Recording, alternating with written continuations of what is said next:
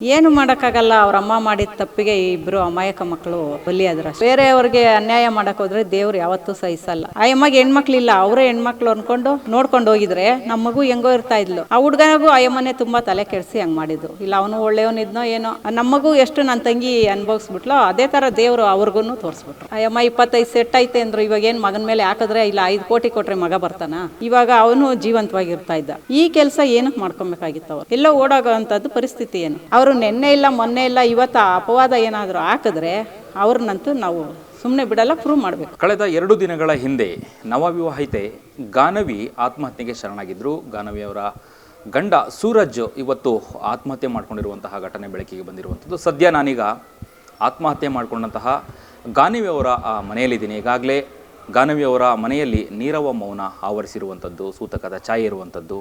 ಇವತ್ತು ಗಾನವಿ ಅವರ ಹಾಲು ತುಪ್ಪ ಕಾರ್ಯನೂ ಕೂಡ ನಡೆದಿದೆ. ಆದರೆ ಗಂಡ ಸೂರಜ್ ಆತ್ಮಹತ್ಯೆ ಮಾಡಿಕೊಂಡಿರುವಂತಹ ಘಟನೆಗೆ ಬೆಳಕಿಗೆ ಬಂದಂಥ ತಕ್ಷಣವೇ ಗಾನವಿ ಅವರ ತಾಯಿ ಮತ್ತು ಕುಟುಂಬಸ್ಥರು ಒಂದಷ್ಟು ಮಾಧ್ಯಮಕ್ಕೆ ಹೇಳಿಕೆಯನ್ನು ಕೂಡ ನೀಡಿದರು. ಇದೆಲ್ಲದರ ಬಗ್ಗೆ ಮಾತನಾಡಲಿಕ್ಕೆ ಸದ್ಯ ನಮ್ಮೊಂದಿಗೆ ಗಾನವಿ ಅವರ ದೊಡ್ಡಮ್ಮ ರಾಧವ್ರು ಅವರೇ ನಾವು ಮಾತನಾಡಿಸೋಗೋಣ. ಅಮ್ಮ, ಇವತ್ತು ಹಾಲು ತುಪ್ಪ ಮಾಡಿದ್ರಿ. ಸೂರಜ್ ಅವರು ಆತ್ಮಹತ್ಯೆ ಮಾಡ್ಕೊಂಡಿರೋಂಥ ಘಟನೆ ನಿಮಗೆ ಯಾವಾಗ ಗೊತ್ತಾಯಿತು? ಏನು ನಮಗೆ ಏನು ಗೊತ್ತಾಗಲಿಲ್ಲ. ನಾವು ಎಲ್ಲ ಕಾರ್ಯಕ್ರಮ ಇಟ್ಕೊಂಡಿದ್ರಿ. ಅಲ್ಲಿ ಹೋದ್ಮೇಲೆ ಗೊತ್ತಾಯಿತು ಈ ಥರ ಅಂತ. ಏನು ಮಾಡೋಕ್ಕಾಗಲ್ಲ. ಅವ್ರ ಅಮ್ಮ ಮಾಡಿದ ತಪ್ಪಿಗೆ ಇಬ್ಬರು ಅಮಾಯಕ ಮಕ್ಕಳು ಬಲಿಯಾದ್ರು ಅಷ್ಟೇ. ಆ ಅಮ್ಮ ಸ್ವಲ್ಪ ಅಡ್ಜಸ್ಟ್ ಮಾಡ್ಕೊಂಡು ಹೋಗಿದ್ರೆ ಎಲ್ಲ ಆಗ್ತಾಯಿತ್ತು. ಇದು ನಾವು ಏನು ಮಾಡೋಕ್ಕಾಗಲ್ಲ, ಎಲ್ಲ ಮೇಲೆ ಒಬ್ಬ ನೋಡ್ತಾನೆ ಅಷ್ಟೇ. ಇನ್ನೇನು ನಾನು ಹೇಳೋಕ್ಕೆ ಇಷ್ಟಪಡಲ್ಲ. ನನಗೆ ತುಂಬ ಟಯರ್ಡ್ ಇದೇ ಆಗೋಯ್ತಲ್ಲ 3 ಡೇಸಿಂದ. ತುಂಬ ಶಕ್ತಿನೇ ಇಲ್ಲ, ಒಂಥರ ಆಗ್ತಾಯಿಲ್ಲ. ಅದೇ ದೇವ್ರ ಇಚ್ಛೆ ಅಷ್ಟೇ. ಅಂದರೆ ನಿನ್ನೆ ಸೂರಜ್ ಅವರ ಮನೆ ಮುಂದೆ ಪ್ರತಿಭಟನೆ ಆಯಿತು. ಅಂದರೆ ಅಟ್ಲೀಸ್ಟ್ ಕೊನೆ ಅಲ್ಲೇ ಅವ್ರು ಕಾರ್ಯ ಮಾಡಲಿ, ನಮ್ಮ ಮಗು ಆಸೆ ಇಷ್ಟಪಟ್ಟಿದ್ಲು. ನಾನು ಅವ್ರ ಮನೆಗೆ ಹೋಗ್ತೀನಿ, ನೀವೇನು ನನಗೆ ಇದು ಮಾಡಿಬಿಡ್ರಿ, ನಾನು ಅಲ್ಲೇ ಹೋಗಿ ಜೀವನ ಮಾಡಬೇಕು ಅಂತ. ಅದಕ್ಕೋಸ್ಕರ ನಾವು ಕರ್ಕೊಂಡೋದ್ರಿ. ಹಂಗಾದ್ರೂ ಬರ್ತಾರ, ಏನಾದರೂ ಇದು ಮಾಡ್ತಾರೇನೋ, ಅಲ್ಲೇ ಮಾಡ್ತಾರೇನೋ ಅವಳು ಇಷ್ಟಪಟ್ಟಂಗೆ ಅಂತ. ಆದರೆ ಅವ್ರು ಅಷ್ಟರಲ್ಲೇ ಹೊರಟ್ಬಿಟ್ಟಿದ್ರಲ್ಲ ಲಾಕ್ ಮಾಡಿಕೊಂಡು. ಅದಕ್ಕೆ ಒಂದು 5 ನಿಮಿಷ ಅಲ್ಲಿ ಇಟ್ಬಿಟ್ಟು ಬಂದಿದ್ದಷ್ಟೆ. ಅಂದರೆ ಗಾನವಿಯವರ ದೇಹವನ್ನು ಎಷ್ಟು ಸಮಯ ನೀವು ಅಲ್ಲಿ ಮನೆ ಹತ್ರ ಇಟ್ಕೊಂಡಿದ್ರಿ ಅನ್ನೋವಂಥದ್ದು? ಬರ್ತಾರೆ, ನೋಡ್ತಾರೆ, ಸೂರಜ್ ಅವರ ಕುಟುಂಬಸ್ಥರು ಬರ್ತಾರೆ, ಅಂತಿಮ ದರ್ಶನ ಮಾಡ್ತಾರೆ ಅನ್ನುವಂಥದ್ದನ್ನು ಎಷ್ಟೊತ್ತು ಅಲ್ಲಿ ಇಟ್ಟಿದ್ರಿ ದೇಹವನ್ನು? ಅದು ಬಿಟ್ಟಿರಲಿಲ್ಲ. ತುಂಬ ಪೊಲೀಸವರು ಇದು ಟಾರ್ಚರ್ ಮಾಡಿದ್ರು, ಬಿಟ್ಟಿರಲಿಲ್ಲ. ಆಮೇಲೆ ನಾನು ಅವ್ರಿಗೂ ಕೇಳ್ಕೊಂಡೆ, ನಮ್ಮ ಮಗುದು ಕೊನೆ ಆಸೆ ಅವ್ರ ಮನೆ ಹತ್ರ ಹೋಗಬೇಕು ಅಂತ ಹೇಳ್ಬಿಟ್ಟು, ಆಮೇಲೆ ಇನ್ನೂ ಯಾರ್ಯಾರೋ ದೊಡ್ಡವರೆಲ್ಲ ಮಾತಾಡಿ ಒಂದು 20 ಮಿನಿಟ್ಸ್ ಅಷ್ಟೇ ಅಲ್ಲಿಟ್ಟಿದ್ದು. ಅಲ್ಲಿವರೆಗೂ ಯಾರೂ ಬರಲಿಲ್ಲ ಅವರವರು. ಮತ್ತು ಇನ್ನೇನು ಮಾಡಬೇಕು, ಮತ್ತೆ ಇಲ್ಲಿಗೆ ಅಮ್ಮ ಮನೆಗೆ ಕರ್ಕೊಂಡು ಬಂದ್ರಿ ಅಷ್ಟೇ ಸರ್. ಯಾವಾಗ ಸೂರಜ್ ಅವರು ಈ ಥರ ಆತ್ಮಹತ್ಯೆ ಮಾಡ್ಕೊಂಡ್ರು ಅನ್ನುವಂತಹ ಸುದ್ದಿ ನಿಮಗೆ ಯಾವಾಗ ತಿಳಿತು ಅನ್ನುವಂಥದ್ದು? ನನಗೆ 11 o'clock ನೈಟೆಲ್ಲ ನಿದ್ದೆ ಇಲ್ಲ ನಮಗೆ. ಇದೇ ಹಿಂಸೆ ಅಲ್ವಾ ಮಗೋದು. ಮತ್ತು ಬೆಳಗ್ಗೆ ನಿದ್ದೆ ಮಾಡಿಬಿಟ್ಟಿದ್ದೀವಿ. ಆಮೇಲೆ ಎಲ್ಲ 11 o'clock ಅದೇ ಎಲ್ಲ ರೆಡಿ ಮಾಡ್ತಾಯಿದ್ವಿ, ಆಗ ಗೊತ್ತಾಯಿತು.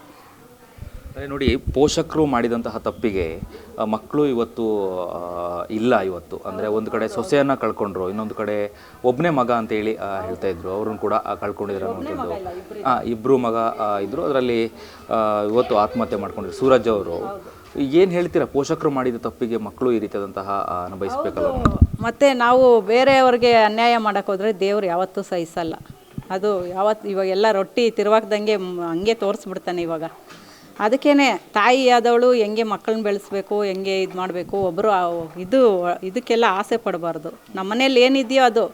ಆ ಅಮ್ಮಗೆ ಹೆಣ್ಮಕ್ಳಿಲ್ಲ, ಅವರೇ ಹೆಣ್ಮಕ್ಳು ಅಂದ್ಕೊಂಡು ನೋಡ್ಕೊಂಡು ಹೋಗಿದ್ರೆ ನಮ್ಮ ಮಗು ಹೆಂಗೋ ಇರ್ತಾ ಇದ್ಲು. ಅವಳಿಗೆ ಅನ್ಯಾಯ ಮಾಡೋಕ್ಕೆ ಹೋದ್ರಲ್ಲ. ಈಗ ನಮ್ಮ ತಂಗಿ ಅನುಭವಿಸಿದ ನೋವು ಅವ್ರಿಗೂ ಆಗ್ತಾಯಿದೆ ಅಷ್ಟೇ ಹೇಳೋದು. ಅದು ಆಗಬಾರ್ದಾಗಿತ್ತು. ಮಕ್ಕಳಿಬ್ಬರು ಅಮಾಯಕರು ಅಂದ್ಕೊಂಡು ಆ ಹುಡ್ಗನಿಗೂ ಆ ಅಮ್ಮನೇ ತುಂಬ ತಲೆ ಕೆಡಿಸಿ ಹಂಗೆ ಮಾಡಿದ್ದು. ಇಲ್ಲ ಅವನು ಒಳ್ಳೆಯವನಿದ್ನೋ ಏನೋ, ಆ ಅಮ್ಮನೇ ಬಿಡ್ತಾ ಇರಲಿಲ್ಲ ಅಷ್ಟೇ. ನಾವು ಸುಮ್ಮನೆ ಆಡ್ಕೋಬಾರ್ದು ಅಷ್ಟೇ. ದೇವ್ರು ಮಾಡಿದ್ದು ಅನ್ಯಾಯನೇ, ಏನು ಮಾಡೋಕ್ಕಾಗಲ್ಲ. ಆಗೋಗ್ಬಿಟ್ಟೈತೆ. ಅಂದರೆ ಸೂರಜ್ ಆತ್ಮಹತ್ಯೆ ಮಾಡ್ಕೊಳ್ಬಾರ್ದಾಗಿತ್ತು ಅನ್ನೋದನ್ನ ನೀವು ಜೀವಂತ ಇರಬೇಕಾಗಿತ್ತು ಪಾಪ, ಏನು ಮಾಡೋಕ್ಕಾಗುತ್ತೆ? ತಾಯಿ ಮಾಡಿದ ತಪ್ಪಿಗೆ ನಮ್ಮ ಮಗು ಎಷ್ಟು ನನ್ನ ತಂಗಿ ಅನುಭವಿಸ್ಬಿಟ್ಲೋ ಅದೇ ಥರ ದೇವರು ಅವ್ರಿಗೂ ತೋರಿಸ್ಬಿಟ್ರು ಅಷ್ಟೇ. ಈ ಒಡವೆ, ಆಸ್ತಿ, ಬಂಗಾರ ಹಣ ಇದೆಲ್ಲದಕ್ಕೂ ಕೂಡ ಆ ಆಸೆ, ಅತಿ ಆಸೆಯಿಂದಾಗಿ ಇವತ್ತು ಈ ಒಂದು ಪರಿಸ್ಥಿತಿ ಆಯಿತು ಅಂತನಾ? ಹೌದು. ಒಡವೆ ಆಸ್ತಿ ಇದು ಇನ್ನಷ್ಟು ಬೇಕು ಮತ್ತಷ್ಟು ಬೇಕು ಅಂತ ಯಾವಾಗ ಆಸೆ ಪಟ್ಟರೋ ಇವಾಗ ಯಾವುದೂ ಇಲ್ಲದೆ ಆಯಿತು. ಅಮ್ಮ 25 ಸೆಟ್ ಐತೆ ಅಂದರು, ಇವಾಗ ಏನು ಮಗನ ಮೇಲೆ ಹಾಕಿದ್ರೆ ಇಲ್ಲ 5 ಕೋಟಿ ಕೊಟ್ಟರೆ ಮಗ ಬರ್ತಾನ? ಆ ಅಮ್ಮಗೆ ತಪ್ಪಿನರು ಆಗಬೇಕಾಗಿತ್ತು. ಒಬ್ಬರು ತಗೊಂಬರೋದೇನು ನಮ್ಮ ಸೊಸೆ ನಾವು ಮನೇಲಿ ಇಟ್ಕೊಬೇಕು ಅನ್ನೋದು ಆ ಅಮ್ಮನಿಗೆ ಗೊತ್ತಾಗಬೇಕಾಗಿತ್ತು. ಹಾಂ, ಓಕೆ. ಅಂದರೆ ನಿನ್ನೆನೇ ಗಾನವಿಯವರ ಅಂತಿಮ ದರ್ಶನ ಮಾಡಿದರೆ ಇಲ್ಲಿ ಇದ್ದಿದ್ರೆ ಸೂರಜ್ ಅವರು ಏನೂ ಆಗ್ತಾ ಇರಲಿಲ್ಲ ಅನ್ನುವಂಥದ್ದು. ಹೌದು, ನಾವು ಅದೇ ಎಲ್ಲರಿಗೂ ನಾವು ಇನ್ಫಾರ್ಮ್ ಮಾಡಿದ್ರಿ. ಅವರೆಲ್ಲ ಸ್ವಿಚ್ ಆಫ್ ಮಾಡ್ಕೊಂಡಿದ್ರು. ಅವ್ರ ದೊಡ್ಡಪ್ಪ, ಅವ್ರ ಅತ್ತೆ ಅವ್ರಿಗೆಲ್ಲ ಇನ್ಫಾರ್ಮ್ ಮಾಡಿದ್ರಿ. ಬಂದು ಮಗುನ ನೋಡ್ಕೊಂಡು ಹೋಗಿದ್ರೆ ಯಾರು ಏನಾದರೂ ಮಾಡ್ತಾಯಿದ್ರಾ? ಇಲ್ಲ ನಾವು ಅಲ್ಲಿಗೆ ತೊಗೊಂಡೋದ್ರಿ, ಅಲ್ಲಾದರೂ ಕಾರ್ಯ ಮಾಡೋಣ ಅಂತ ನಿಂತ್ಕೊಂಡಿದ್ರೆ ಎಲ್ಲರಿಗೂ ಖುಷಿ ಆಗ್ತಾಯಿತ್ತಲ್ಲ, ಅದು ಮಾಡಲಿಲ್ಲ ಅವರು.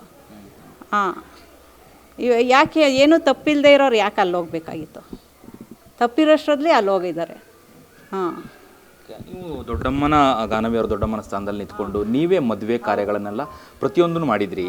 ಗಾನವಿಯನ್ನು ಕಳ್ಕೊಂಡ್ರಿ. ಅದಾದ ನಂತರದಲ್ಲಿ ಅಳಿಯ ಸೂರಜ್ ಅವರು ಇಲ್ಲ.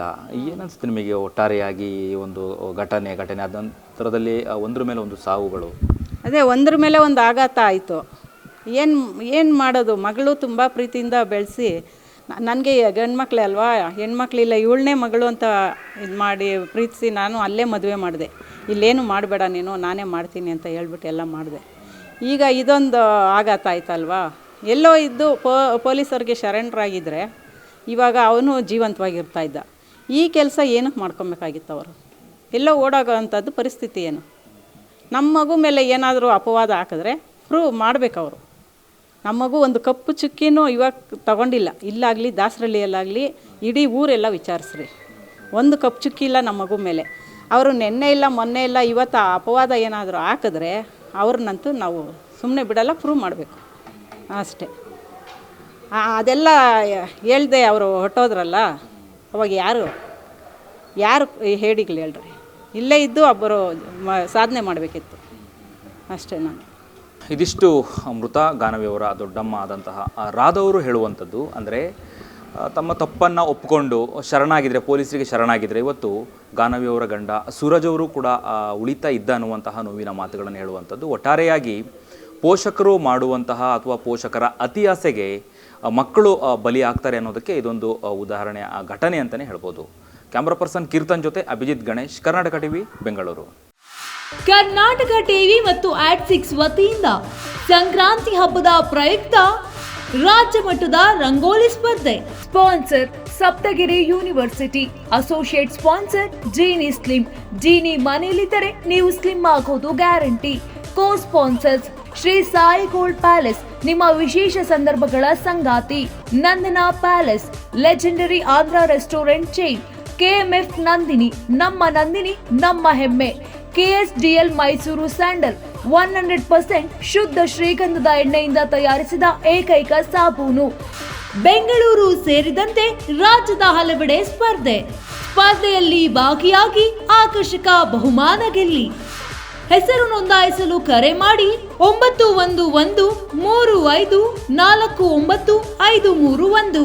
ತಾಲೂಕು, ಜಿಲ್ಲಾ ಮಟ್ಟ ಹಾಗೂ ಬೆಂಗಳೂರಿನಲ್ಲಿ ಏರಿಯಾವಾರು ಸಂಕ್ರಾಂತಿ ರಂಗೋಲಿ ಸ್ಪರ್ಧೆ. ಅರ್ಹತಾ ಸುತ್ತಿನಿಂದ ಗ್ರ್ಯಾಂಡ್ ಫಿನಾಲೆ ತನಕ ಪ್ರತಿ ಹಂತದಲ್ಲೂ ನಗದು ಬಹುಮಾನ. ಅರ್ಹತಾ ಸುತ್ತಿನ ಮೊದಲ ಬಹುಮಾನ 5,000 ರೂಪಾಯಿ. ಅರ್ಹತಾ ಸುತ್ತಿನ ದ್ವಿತೀಯ ಬಹುಮಾನ 3,000 ರೂಪಾಯಿ. ಅರ್ಹತಾ ಸುತ್ತಿನ ತೃತೀಯ ಬಹುಮಾನ 2,000 ರೂಪಾಯಿ. ಫಿನಾಲೆಯ ಮೊದಲ ಬಹುಮಾನ 30,000 ರೂಪಾಯಿ. ಫಿನಾಲೆಯ ದ್ವಿತೀಯ ಬಹುಮಾನ 20,000 ರೂಪಾಯಿ. ಫಿನಾಲೆಯ ತೃತೀಯ ಬಹುಮಾನ 10,000 ರೂಪಾಯಿ. ಒಟ್ಟಾರೆ 5 ಲಕ್ಷ ನಗದು ಬಹುಮಾನ ವಿತರಣೆ.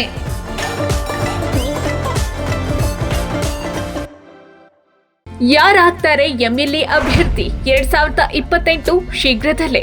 ಪ್ರತಿದಿನ ಒಂದೊಂದು ಕ್ಷೇತ್ರದ ಟಿಕೆಟ್ ಆಕಾಂಕ್ಷಿಗಳ ಸಂಪೂರ್ಣ ಮಾಹಿತಿ ಪೊಲಿಟಿಕಲ್ ಜರ್ನಲಿಸ್ಟ್ KM ಶಿವಕುಮಾರ್ ಅವರಿಂದ. ಕರ್ನಾಟಕದ ನಂಬರ್ 1 ಡಿಜಿಟಲ್ ಮೀಡಿಯಾ ನಿಮ್ಮ ನೆಚ್ಚಿನ ಕರ್ನಾಟಕ ಟಿವಿಯಲ್ಲಿ ಮಾತ್ರ.